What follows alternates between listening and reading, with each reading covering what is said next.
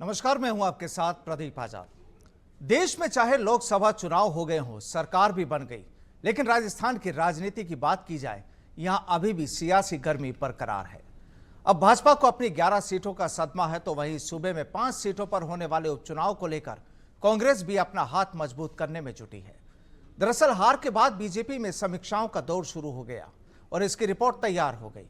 Report में खामियों के साथ नेताओं का भी जिक्र है जो पार्टी को जिता नहीं पाए या हार की वजह बने। इसको बीजेपी के राष्ट्रीय अध्यक्ष जेपी नड्डा और अमित शाह को भेजा जाएगा। आज चर्चा होगी इस मुद्दे पर कि आखिर भाजपा और कांग्रेस की कैसी है तैयारी और अब क्या होंगे इनके चुनावी मुद्दे। और इसी के साथ बहस का मुद्दा होगा चिरंजीवी योजना, क्योंकि गहलोत सरकार की यह योजना लगता है भाजपा को रास नहीं आ रही। दरअसल कांग्रेस सरकार की चिरंजीवी स्वास्थ्य बीमा योजना को निजी अस्पतालों ने इस सदी की सबसे अव्यावहारिक, अलोकतांत्रिक और असफल योजना करार दिया है। मुख्यमंत्री भजनलाल शर्मा को सीएमओ में आयोजित हुई प्री बजट बैठक में राजस्थान डॉक्टर्स एसोसिएशन की ओर से ये बातें कही गई। एसोसिएशन की ओर से अपने सुझाव में कहा गया कि योजना में निजी अस्पतालों को मुफ्त इलाज के बदले जो राशि दी जाती है वो बेहद कम है और ऐसे में राजस्थान में निजी अस्पताल ठीक से संचालित नहीं हो पा रहे। इससे राजस्थान में जो मेडिकल टूरिज्म बढ़ रहा है वो अब रिवर्स होने लगा है। बहरहाल अब आगे क्या बढ़ रहा है और क्या रिवर्स हो रहा है, आज होगी इस मुद्दे पर भी बात। और आज की इस चर्चा में हिस्सा लेने के लिए हमारे साथ मौजूद हैं कांग्रेस से राजकुमार शर्मा जी और भाजपा की ओर से अपनी बात रख रहे हैं अटल खंडेलवाल जी। आप दोनों का बहुत बहुत स्वागत है। और सबसे पहले अगर हम शुरुआती दौर की बात करें तो उपचुनाव को लेकर अगर बात की जाए यहाँ पर, अटल जी क्या लगता है इस बार, एक तो जो 11 सीटों का सदमा, आगे की तैयारी, रिपोर्ट दिल्ली तक पहुंचना और अब क्या संदेश है, क्या मैसेज है? देखिए, आपको पता है प्रदीप जी कि भारतीय जनता पार्टी एक कैडर बेस्ड पार्टी है और चाहे जीतें या हारें, जब हमने चुनाव लड़ा तो उसकी समीक्षा भी होनी चाहिए। तो हमने फिर जहाँ जहाँ हमको पैचेस लगे वो सारी जगह पर हमने समीक्षा की। माइक्रो लेवल पे हमारे नीति निर्धारक है वो बैठे, एक साथ लोगों से भी जाना, प्रभारियों से भी जाना और हर डिस्ट्रिक्ट वाइज, लोकसभा वाइज लिया गया कि भाई कहाँ कहाँ क्या क्या कारण रहे। देखिए, कोई एक कारण नहीं होता हार का, हार के काफ़ी सारे कारण होते हैं तो और जीत के भी काफ़ी सारे कारण होते हैं जी। जब ये सारे एक साथ किसी एक जगह पे एकत्रित हो जाते हैं तो जाकर के हार या जीत होती है। तो उसी को, उन्हीं पैचेज को जो छोटे छोटे हमारे यहाँ पर थे उसकी समीक्षा की गई और वही समीक्षा से अब हमको हमारा जो कैडर है, जहाँ जहाँ हमें दुविधाएं हैं उसको ठीक करना है। और जहाँ तक बात है, देखिए, किसी भी चीज़ को आप स्वीकारें और सुधारें, यही सबसे अच्छी लोकतांत्रिक प्रक्रियाएं हैं और हम ने इसको माना, समीक्षा की। हमारे ऊपर तक आप जैसा भी कह रहे हैं कि भी हमने वहाँ हर चीज़ को जो हमारे सीनियर हैं उनसे भी जानने की कोशिश की, जो हमारे साथ कार्यकर्ता हैं, जो जिलाधिकारी, जो दायित्व लिया जिन जिन लोगों ने, तो उन सभी को किस तरीके के आप बता रहे हैं कि जो पेचेस थे उनको भी ठीक दुरुस्त किया गया है, किस तरह की क्या उनको दुरुस्त, देखिए, उनको दुरुस्त करने के उनको दुरुस्त करने के प्रयास जारी हो चुके हैं। समीक्षा इसीलिए की जाती है कि भी पता चले और पता चले तो उन्हें सुधारा जा सके। कमियां क्या रही इस बार, देखिए, बहुत सारी ऐसी कमियां हैं। देखिए, पहली जो बहुत जबरदस्त जो बात निकल के आई थी वो तो ये आई थी कि आपने एक वर्ड सुना होगा इस चुनाव में, खटाखट खटाखट। तो जिस तरीके की 1-1 लाख रुपए की गारंटी दी और महिलाओं को दे दिए जाएंगे और लाइनें लग गई चुनाव के बाद में, गारंटी कार्ड भरवा दिए।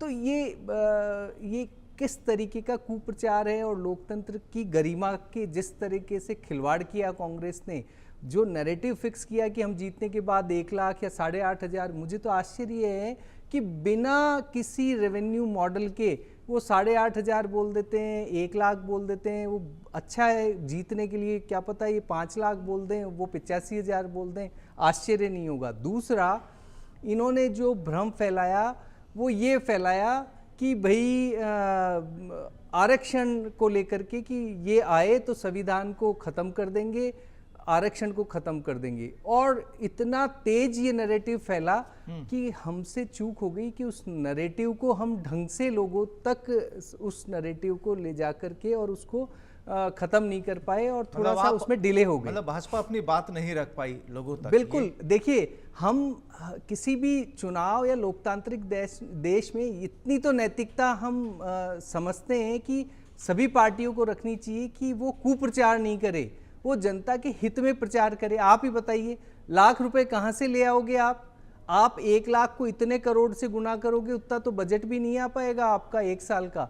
तो ये जिस तरीके का एक कूचक्कर चलाना कहते हो, ये इतनी बड़ी पार्टी से तो कतई उम्मीद नहीं होती। चलिए राजकुमार जी, आपने क्या नैरेटिव सेट किया कि भाजपा समझ नहीं पाई और आप जीत गए, और भाजपा बिल्कुल जो एक सैद्धांतिक वाली जो बात रखी है इन्होंने कि हम सिद्धांतों पर चलते हैं, क्या आपने सिद्धांतों से मुंह मोड़ा?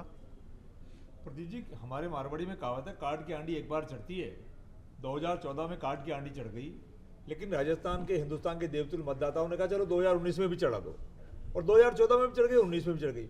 लेकिन 2024 में हिंदुस्तान के मतदाताओं ने तय कर रखा था बहुत पहले से कि भारतीय जनता पार्टी का इस बार घमंड तोड़ना है, और भारतीय जनता पार्टी के में 2 जो बड़े नेता हैं उनका घमंड जरूर तोड़ना है। चाहे भारतीय जनता पार्टी के जो पन्ना प्रमुख हैं, भारतीय जनता पार्टी के जो वरिष्ठ नेता हैं, भारतीय जनता पार्टी की जो एक इंपॉर्टेंट जो रीढ़ की हड्डी है आरएसएस, और हिंदुस्तान के तमाम देवतुल्य मतदाताओं ने सबने कसम खा रखी थी कि भारतीय जनता पार्टी का इस बार घमंड तोड़ना है, और 400 पार का नारा करने वाली भारतीय जनता पार्टी आप देख रहे हैं किस तरीके से आ गई, और राजस्थान में 25 सीटें पार करने वाली भारतीय जनता पार्टी मात्र 1400 सीटों पर निपट गई। तो हिंदुस्तान के लोगों ने इस बार भारतीय जनता पार्टी के दोनों बड़े नेताओं का घमंड तोड़ा है। अब भारतीय जनता पार्टी में राजस्थान के मंत्री को इस्तीफा दे रहा है, कोई मौन हो रहा है, कोई संस्कृत में स्लोगन सुना रहा है, कोई कह रहा खांसी हो गई, जुकाम हो गई, बुखार हो गई। तो भारतीय जनता पार्टी अपना घर संभाले, बेहतर होगा। भारतीय जनता, अभी तो 5 उपचुनाव होने बाकी हैं, फिर पंचायत के चुनाव होंगे, फिर नगर निकाय के चुनाव आने वाले हैं। भारतीय जनता पार्टी अब राजस्थान में जितने भी चुनाव होंगे उसमें कांग्रेस पार्टी के साथ मुकाबला नहीं कर पाएगी। कांग्रेस पार्टी भारतीय जनता पार्टी को निश्चित तौर पे आने वाले तमाम चुनाव में शिकस्त देगी और इनको धूल चटाएगी, क्योंकि हमने जो हमारी जो पूर्व की सरकार थी, अशोक गहलोत जी की सरकार, बेहतर काम किए। अशोक गहलोत जी की योजनाओं की पूरी दुनिया में तारीफ हुई, और हमारे जो भारत के प्रधानमंत्री हैं जिनका सीना 56 इंच है, उन्होंने खुद ने हमारे मुख्यमंत्री जी की तारीफ की। उसके बाद भारतीय जनता पार्टी के नेता राजस्थान में आए और आखिरी के 3-4 महीने में टूरिज्म स्थल मान के आए और बड़ी बड़ी बातें करके राजस्थान की जनता को बरगलाया। राजस्थान की जनता भोली है, इनके बहकाव में आ गई और हमको विपक्ष में बैठा दिया। लेकिन जब 6 महीने का इनको शासन दिया, 6 महीने का 3 दिसंबर से लेकर अब तक जब इनको राज दिया, तो राजस्थान की जनता ने देख लिया कि कैसे अस्पतालों के बाहर प्रसव हो रहा है, कैसे पानी बिजली के लिए लोग त्राई मचा रहे हैं, कैसी कानून व्यवस्था है, कैसे चैन टूट रही है, कैसे बलात्कार हो रहे हैं। और प्रदीप जी, अब तक तो भूमाफिया हुआ करते थे, बजरी माफिया हुआ करते थे, अब तो भारतीय जनता पार्टी के राज में प्लाज्मा माफिया, खून माफिया, किडनी माफिया। तो राजस्थान की जनता ने कहा कि अब इनको मजे चखाओ, और लोकसभा मजे चखा दिए। तो अब किस तरह की तैयारी है जो 5 उपचुनाव होने वाले हैं? कांग्रेस पार्टी की तैयारी शानदार है। कांग्रेस पार्टी का मंडल अध्यक्ष, ब्लॉक अध्यक्ष, जिला अध्यक्ष, हमारे ऊर्जावान प्रदेश अध्यक्ष आदरणीय गोविंद सिंह डोटासरा जी के नेतृत्व में, पूर्व मुख्यमंत्री अशोक गहलोत जी के नेतृत्व में, हमारे जो कांग्रेस के राष्ट्रीय महासचिव हैं, पूर्व उप मुख्यमंत्री, पूर्व प्रदेश अध्यक्ष हमारे सचिन पायलट जी के नेतृत्व में, हरीश चौधरी जी के नेतृत्व में, और भंवर जितेंद्र जी के नेतृत्व में, और रंधावा जी के नेतृत्व में कांग्रेस पार्टी का तमाम कार्यकर्ता सोनिया जी के आशीर्वाद से, खड़गे जी के आशीर्वाद से और प्रियंका जी, राहुल जी के आशीर्वाद से हम भारतीय जनता पार्टी को आने वाले तमाम चुनावों में पटकने देंगे। तो अटल जी, क्या लगता है कि तैयारियां देखिए कांग्रेस की पूरी है और तमाम नेताओं के नाम यहाँ पर गिना दिए, आपके कौन कौन नेता हैं? देखिए प्रदीप जी, इनके नेताओं की तो जुकाम हो रही है, कोई जुकाम हो रही है। और आपको प्रदीप जी एक बात बताना भूल गया, अटल जी को पता है कि नहीं पता है, वसुंधरा जी ने गाड़ी बक्के गुलदस्ते मंगाए, गाड़ी भर के गुलदस्ते मंगाए, और दिल्ली में लगातार गुलदस्तों का दौर चल रहा है। अब ये गुलदस्ते किसकी कुर्सी लाएंगे मुझे पता नहीं, वो अटल जी बताएंगे। देखिए ऐसा है प्रदीप जी, शायद मेरे मित्र हैं राजकुमार जी, वो भूल गए शायद नाथी के बाड़ा जो शब्द है, वो व्यक्ति एक और डांस करने के लिए तैयार है। आप देखिए अभी ये 5 उपचुनाव होंगे तो इनको ये नहीं पता कि भारतीय जनता पार्टी वो पार्टी है जो 200 और 300 पार कितनी पलटवार उसका जो होता है वो देखने योग्य होता है। हम वो लोग हैं जो गिर के खड़ा और संभलना अच्छे से जानते हैं और ओले बार बार नहीं गिरा करते हैं। अभी आपको समझ में आएगा कि क्या हुआ। ईआरसीपी की योजना को जिस तरीके से आपने लोगों को तरसाया और मुद्दा बनाने की कोशिश की, वो पूरी राजस्थान की जनता अच्छे से जानती है। महिला आरक्षण को लेके बड़ी बड़ी बातें, लेकिन दिया नहीं। माननीय मुख्यमंत्री जी ने आते ही देखिए आप 50% आरक्षण तृतीय शिक्षक उसमें दे दिया, महिलाओं को दे दिया। और 33% आरक्षण आज पुलिस में भी, आज आपको न्यूज़ ध्यान होगा कि दे दिया गया है। 70,000 भर्तियां कर दी गई। पेपर लीक में लोगों को पकड़ पकड़ के अंदर डाला जा रहा है। तो ये नहीं है, ये हम नाथी के बाड़े की जैसे डांस वांस नहीं दिखाते और यूँ घूमर उमर नहीं डालते, हम काम करते हैं। ये घूमर से जीतना या भ्रामर, तो ये अभी ये जो लाएंगे ना, ये नाम गिरा रहे, इन्होंने ऐसा कुछ नहीं। फिर एक नैतिक पतन का एक कोई ना कोई नैरेटिव सेट करने की ये चाल चलेंगे, जिसका कि इनको मुंह तोड़ जवाब दिया जाएगा। और इनके पास कुछ नहीं है, ये इधर उधर। आप जानते हो कि अशोक गहलोत साहब, पायलट साहब के आज तक तो मुद्दे से लड़ गए क्या? वो लड़ते ही रहे और आज भी लड़ रहे हैं। वो सत्ता पाने की एक इनकी जो लोलुपता है वो जाएगी नहीं, कि उम्र कितनी भी हो जाए। वो जो अंदर से इनकी जो जिज्ञासाएं हैं वो शांत नहीं होने वाली है। जी 5 चुनाव की अब तैयारियां कैसी है अपनी? देखिए हमारी तो, मैं आपसे यही बोल रहा हूं कि हम समीक्षा की है। हमने किस लिए की समीक्षा? वो इसीलिए की कि कहां हमसे क्या क्या चूक हुई, किस किस स्तर पे चूक हुई, क्या बूथ लेवल पे इशू खड़ा हुआ, क्या डिस्ट्रिक्ट पे इशू खड़ा हुआ, क्या स्टेट पे इशू खड़ा हुआ, किस तरीके से क्या जातीय समीकरणों का क्या हिसाब किताब रहा। ये सारी चीजें समझनी पड़ती है। क्यों हमसे कोई आधार छिटका तो कैसे छिटका, उसके कारण क्या हम हैं, हमारी पॉलिसीज है या फिर गलत नैरेटिव है। ये सब का आकलन हम अच्छे से करना जानते हैं और करके हमारा पलटवार राजकुमार जी को बता दूं, आपको समझ में आ जाएगा। आने दीजिए चुनाव को कि क्या कर पाती है भारतीय जनता पार्टी, संभल के रहिए। तो राजकुमार जी ढाल तैयार है फिर आपकी? कांग्रेस पार्टी तो हमेशा तैयार थी। और मैं प्रदीप जी एक बात और बताना भूल गया कि भारतीय जनता पार्टी अपने आप को दुनिया की सबसे बड़ी पार्टी बताती है। 400 पार का नारा दिया था। हिंदुस्तान में अगर 400 पार अगर सीटें आई है तो केवल कांग्रेस पार्टी की आई है। और कांग्रेस पार्टी के नेताओं ने तब भी घमंड नहीं किया था जब इनके केवल 2 सांसद हुआ करते थे। तो भारतीय जनता पार्टी कांग्रेस का मुकाबला कहां करेगी? कांग्रेस मुक्त भारतीय जनता पार्टी, कांग्रेस को करने वाली भारतीय जनता पार्टी खुद कांग्रेस युक्त हो गई है। इन्होंने एक प्रकोष्ठ बना दिया भारतीय जनता पार्टी में और प्रकोष्ठ बना के कांग्रेस पार्टी के तमाम कार्यकर्ताओं नेताओं को तरह तरह के प्रेशर डाल के तरह तरह के प्रलोभन दे करके बीजेपी का दुपट्टा पहना करके ये हाल किया कि इनके पन्ना प्रमुख नाराज हो गए कि अब उन्हीं से काम करा लो। और परिणाम आपने देखा, वोट प्रतिशत गिर गया और भारतीय जनता पार्टी से लड़ गई। देखिए राजकुमार जी एक बात कह रहे थे कि 400 पार केवल कांग्रेस ही ला पाई है। आप याद करो वो टाइम कि जब 400 पार आए थे, राजीव गांधी जी की डेथ हुई थी। आप यदि इंदिरा गांधी जी की डेथ हुई थी और राजीव गांधी जी की डेथ हुई थी, और राजीव गांधी जी की डेथ में चुनाव घोषित हो चुके थे। हिसाब क्या कहता था कि केवल वो सीट छोड़ के बाकी पे चुनाव होना चाहिए था। लेकिन आप ये आज इतने आरोप लगाते हैं हम पे, लेकिन इलेक्शन कमीशन ने क्या किया? पूरे देश में चुनाव रद्द करके और दोबारा चुनाव किए। क्या थे उस वक्त राजीव गांधी जी?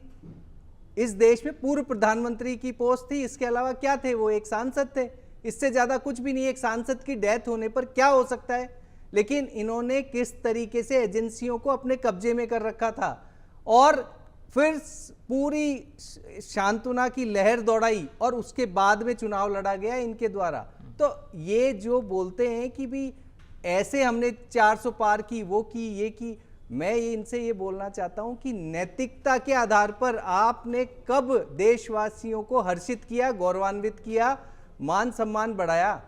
राजकुमार जी अभी आप कह रहे थे कि गहलोत सरकार जब थी और उनकी जो योजनाएं थी वो काफ़ी कारगर साबित हुई और लोग बहुत पसंद कर रहे थे।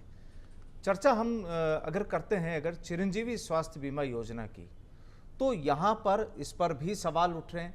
हम बात इस पर भी करेंगे लेकिन सहयोगी सुरेंद्र के पास एक बार रुख करते हैं। सुरेंद्र, क्या लगता है, देखिए यहाँ पर जो कांग्रेस और बीजेपी का दोनों का दावा कि इस बार जो 5 सीटों पर जो उपचुनाव होने वाले हैं उसमें कहीं भी कोताही नहीं बरती जाएगी। बीजेपी का सीधा सा कहना कि हमने समीक्षा कर ली, जो जो पेचेस थे, जो कमियां थी, उनको दुरुस्त कर लिया जाएगा।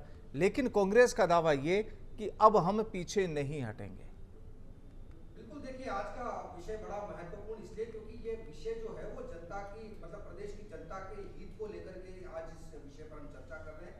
इन तमाम तस्वीरों को देखने पर मुझे सिर्फ इतनी सी बात याद आती है कि सच्चाई छुप नहीं सकती बनावटी उसूलों से,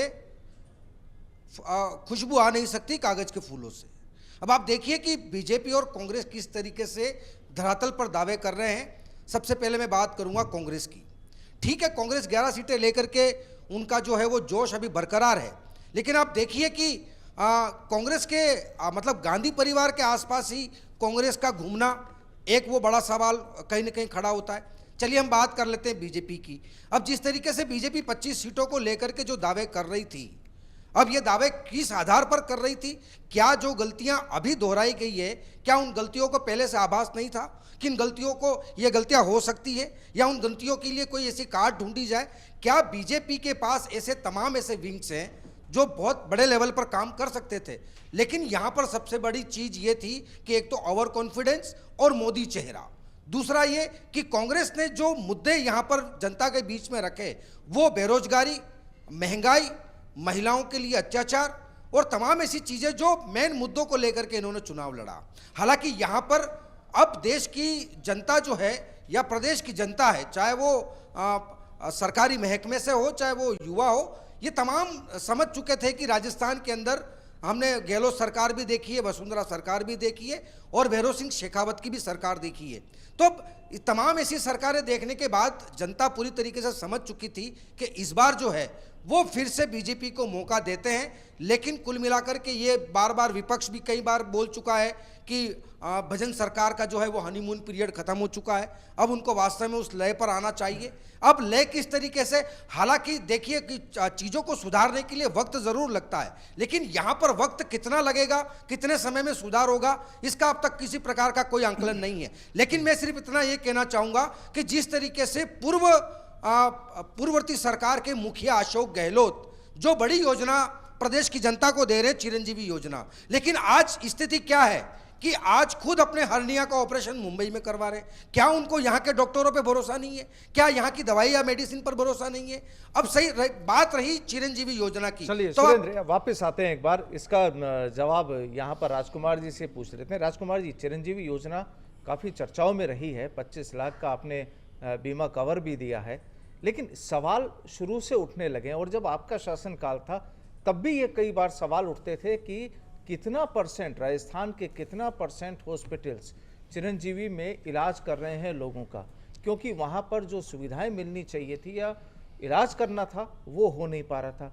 अब भाजपा की सरकार आने के बाद उन्होंने भी सवाल उठा दिए और चर्चाएं ये भी चल निकली हैं कि गहलोत साहब इलाज भी अपना जयपुर से बाहर करवा रहे हैं, इस योजना के तहत नहीं करवा रहे।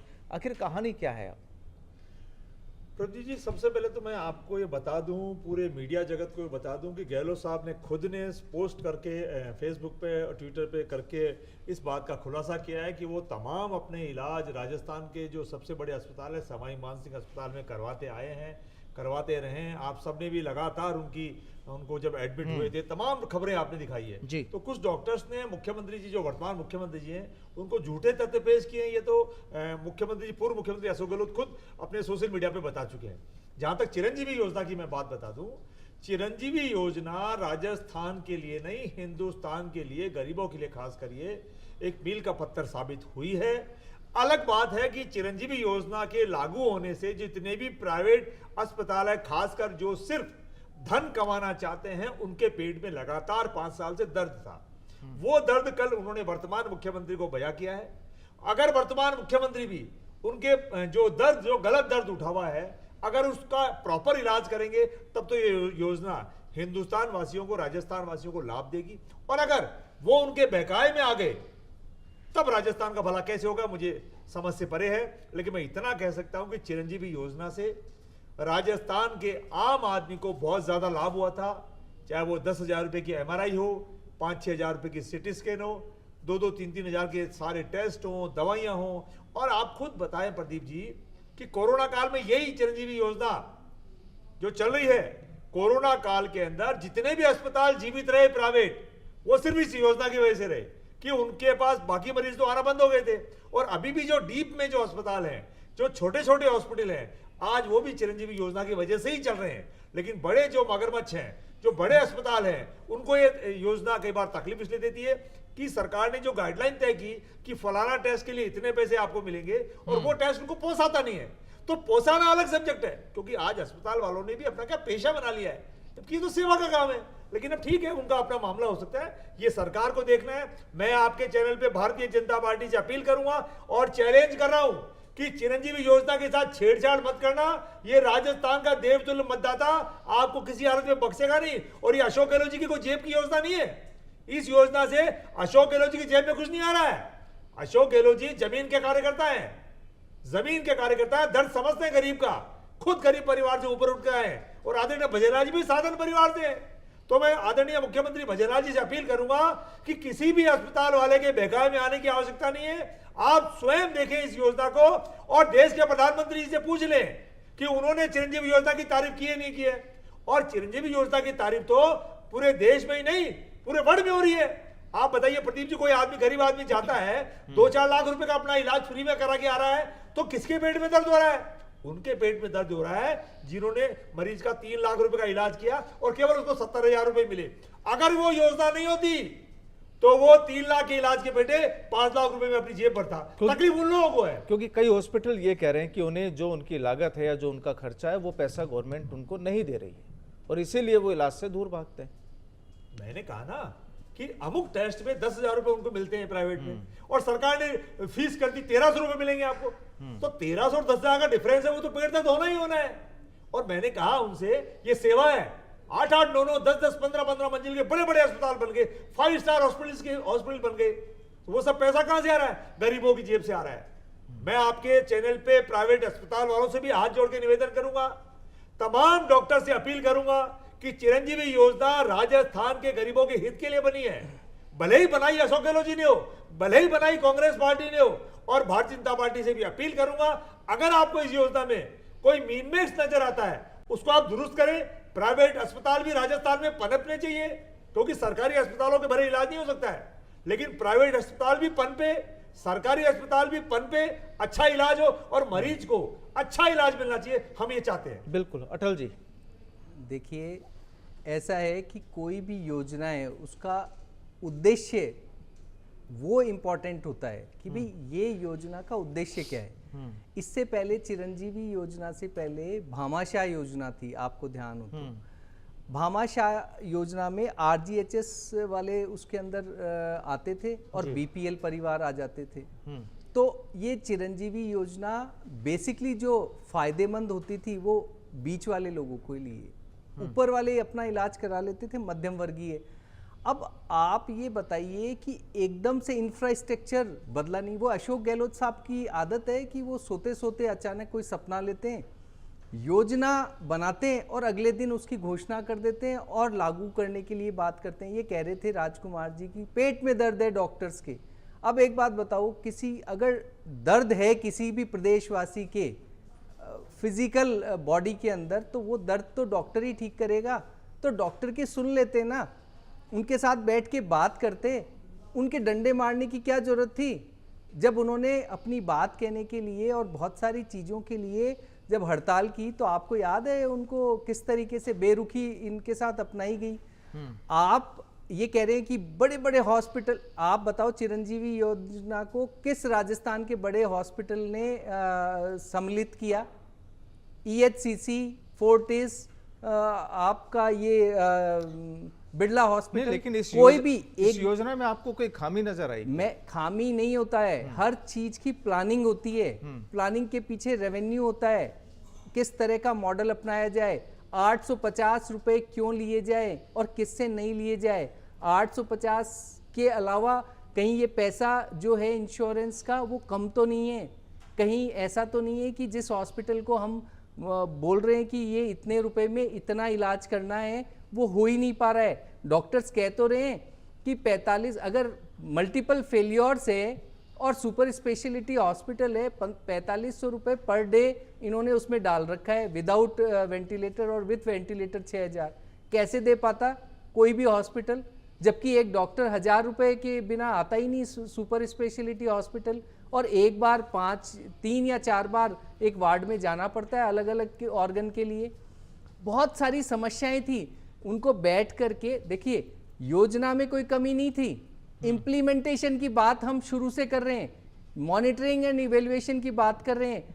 कई ऐसे हॉस्पिटल थे जिन्होंने अपने उसको एक्सेप्ट तो किया और एक्सेप्ट करके और किराए पे घर लेकर के उन मरीजों को वहां पटक दिया। सीनियर डॉक्टर्स वहां जाते नहीं थे, तो जो रूपरेखा बनाई वो बिठाते डॉक्टर को, ढंग से समझाते।